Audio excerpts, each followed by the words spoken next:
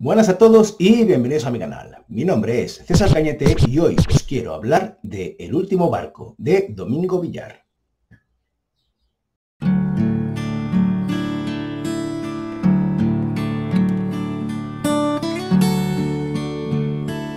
Bien, estamos ante la última entrega de las aventuras del inspector Leo Caldas, un policía melancólico y solitario que se dio a conocer con su primera entrega, que fue Ojos de Agua. La segunda llegó con La playa de los ahogados y la tercera en 2019, su último caso hasta la fecha, El último barco. He de reconocer que de esta hasta la fecha trilogía solo me he leído las dos últimas entregas, es decir, La playa de los ahogados y El último barco. Me falta, por tanto, la primera, con la que se dio a conocer, Ojos de Agua, y esto demuestra, entre otras cosas, que aparte de ser buenas novelas, porque si no, después de La playa de los ahogados no hubiese continuado, se sostienen todas las ficciones por sí misma. No es necesario leer las anteriores, aunque no descarto leerme la primera pronto.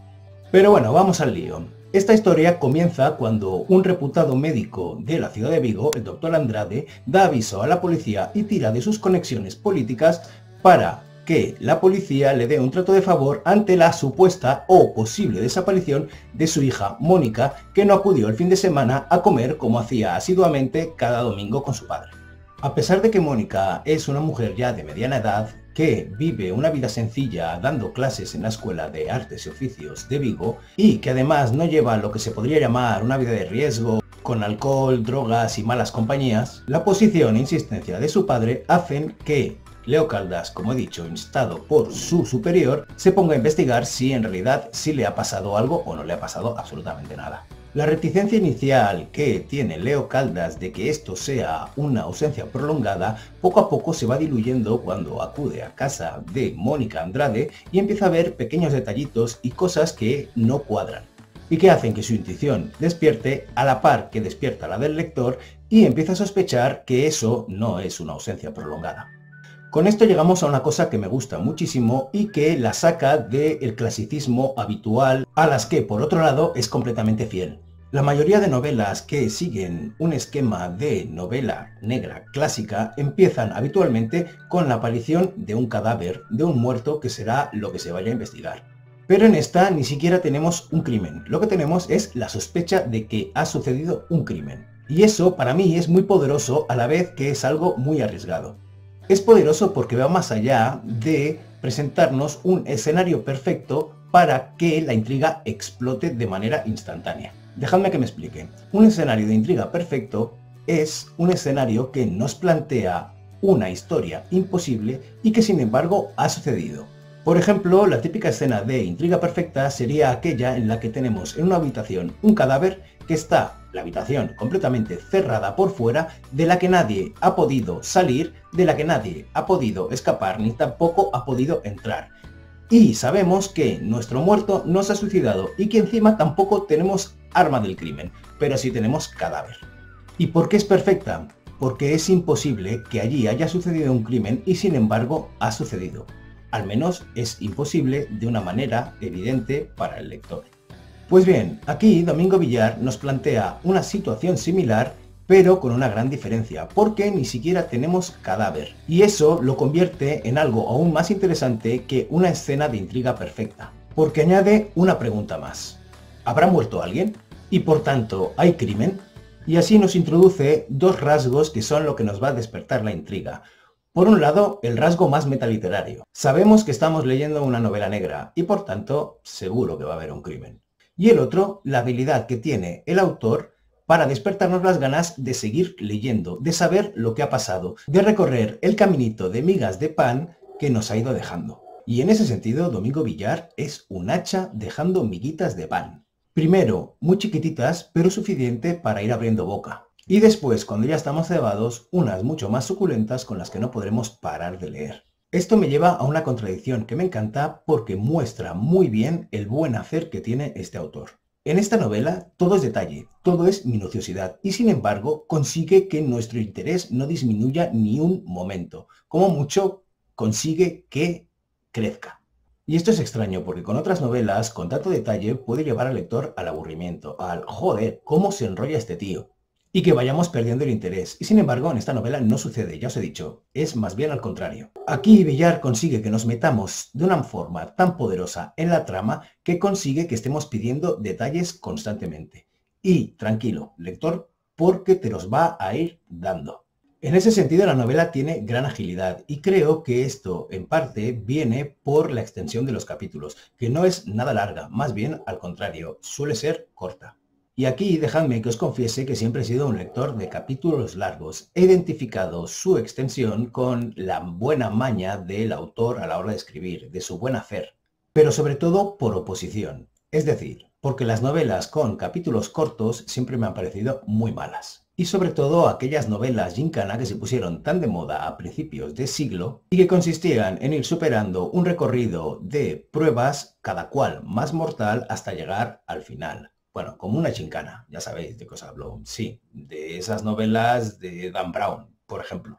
De ahí que al encontrarme con una novela como El último barco de capítulos cortos y que sea tan buena, me dejó completamente satisfecho y pude romper este pequeño tabú de los capítulos cortos y capítulos largos.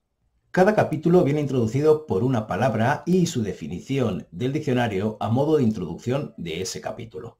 No llevan un orden alfabético, el capítulo 1 no es la A, el capítulo 2 no es la B, sino que te encontrarás la palabra que define ese capítulo en el texto. Y en cierta manera será la palabra totémica de ese capítulo.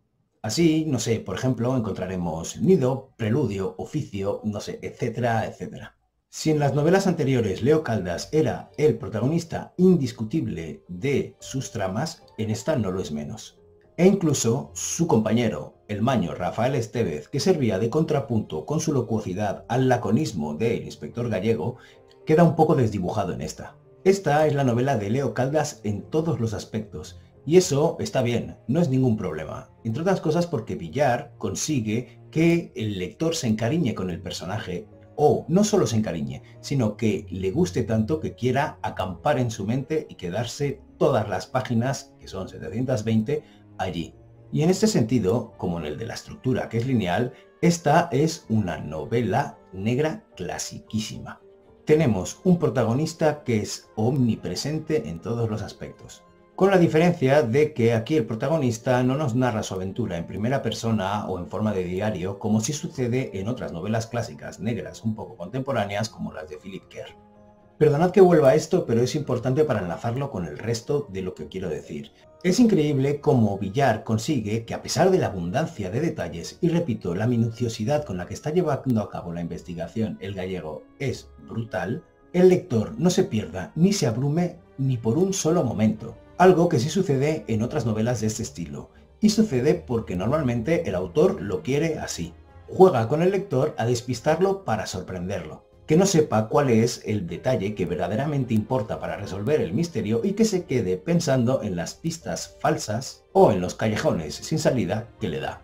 Esta historia contiene todos los elementos que necesita el lector para desentrañar el misterio que le proporciona el autor. Y que por tanto juegue a eso que tanto le gusta hacer al lector de intentar adivinar quién ha sido el que se ha cargado a la víctima. Pues bien, como decía Chekhov de cómo debía ser una narración, donde el autor ha clavado un clavo, en algún momento de la historia deberá colgar un cuadro. De lo contrario, estará mal. Aquí, en todos los clavos que ha clavado el amigo Villar, acaba colgando un cuadro, aunque ese cuadro al final en conjunto no haya sido más que una pista falsa. En ese sentido, en el último barco, a pesar de los necesarios detalles o pistas falsas que nos da el autor que no llevarán a ninguna parte, pero que sí que tienen su cuadro colgado, aunque no sea de la serie que estamos necesitando para entender qué ha pasado, sí que se consigue una cosa que actualmente en la intriga actual no acaba de cuajar, o por lo menos en muchos de los autores que están consagrados y que venden mucho no acaban de cuajar. Es decir, en el último barco el asesino no decepciona, no parece un truco que se ha sacado el autor de la manga en el último momento para intentar justificar su historia llena de giros extraños y de locuras varias, pero que al final es el truco barato de un mal mago. Y sí, hablo de ti, Jon Esbo. No, en el último barco todo encaja perfectamente y consigue que cuando lleguemos al final suba una pequeña sonrisa a nuestros labios de satisfacción por haber presenciado una ficción tan bien cuadrada. Bueno, y para terminar, como veis, aquí no he hablado de por qué se llama El último barco, es decir, no he hablado del título. ¿Por qué? Porque lo quería dejar para el final, ya que era el último barco. Bien, el título hace referencia a el ferry que cruza la ría de Vigo y que te lleva a la pequeña isla, que ahora mismo no me acuerdo, perdonad por no haberme documentado bien, donde vive Mónica Andrade y de la cual ha desaparecido. En ese sentido, le sirve al autor para crear una atmósfera maravillosa, cosa que está muy bien y que además en su caso es muy hábil porque lo ha conseguido hacer anteriormente en la Playa de los Ahogados y lo consigue en esta, una atmósfera de estar en un clima lluvioso, de estar en Galicia, de ver a las mariscadoras recogiendo el marisco en la playa, de estar en un lugar que te llena de melancolía, de la misma manera que parece estar completamente en línea con Leo Caldas, con su personaje. En ese sentido, no me imagino a Leo Caldas en un lugar caluroso o en un desierto. No, Leo Caldas es un producto de la ciudad de Vigo, de Galicia, de esas rías, de ese último barco y también de la Escuela de Artes y Oficios, que juega un papel preponderante en toda la investigación del gallego. Y que además es una cosa que me hizo gracia cuando me enteré, que utilizó a personajes, utilizó a personas reales, profesores de esa escuela, para que estuviesen en sus páginas y fuesen sospechosos o tuviesen algún tipo de papel en esa desaparición de Mónica Andrade, que por otro lado es ficción. La única pega que le podría poner, o quizá dejadme que le ponga dos pegas, pero se las perdono porque la verdad es que disfruté como un enano leyendo este libro.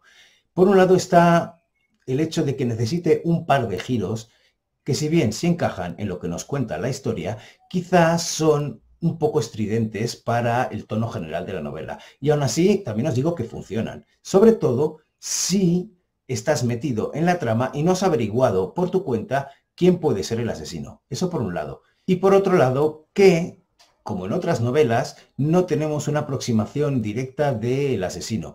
Pero, oye, eso, en realidad, para mí no es tan problema. Esto lo comento porque recuerdo a un colega en Instagram que hizo una reseña de Domingo Villar y lo decía allí. Y Domingo Villar entró al trapo, lo sé porque hablé con este chico, y le dijo que quizá tenía razón. Pues yo lo siento, Domingo, creo que desde mi perspectiva no tienes razón. Cuando quieres hacer el retrato de un asesino, le metes desde el principio y ahondas en eso. Pero esta es una novela de Leo Caldas y el asesino es otro de los personajes que pululan por la trama. Esta es mi opinión, pero ahí lo dejo. Bueno, como veis, no son pegas muy prohibitivas. En realidad, os animo muchísimo a que os leáis esta joya de novela negra española que no tiene nada que envidiarle a ninguna de las novelas negras que nos llevan en forma de thriller del extranjero y que son más bien flojitas. Y sé lo que os digo porque leo todo lo que puedo de esto. Y no tienes por qué montar asesinos superhéroes, ni tienes por qué montar personajes principales torturados hasta más no poder. Sí, tienen que tener sus traumas, pero no exageremos, joder, que no hace falta. En cualquier caso, yo me despido aquí. Espero que os haya gustado la reseña y ya sabéis, pues lo que siempre digo, que ante el vicio de pedir está la virtud de no dar. Y que si no me queréis dar like, no me lo deis, pero yo os lo voy a pedir. Así que si queréis, no sé, dadme like, suscribíos al canal, dejad los comentarios que os dé la gana, que yo estoy seguro de que los contestaré, compartidlo con vuestros colegas en el caso de que os haya gustado y ya sabéis, una de las últimas cosas que he incorporado en los últimos vídeos, os dejo abajo en el cajón de descripción los enlaces a mis novelas, que si queréis darles una oportunidad yo estaré encantado. En cualquier caso, ya sabéis, os deseo un felicísimo día y os mando un besazo enorme. ¡Mua!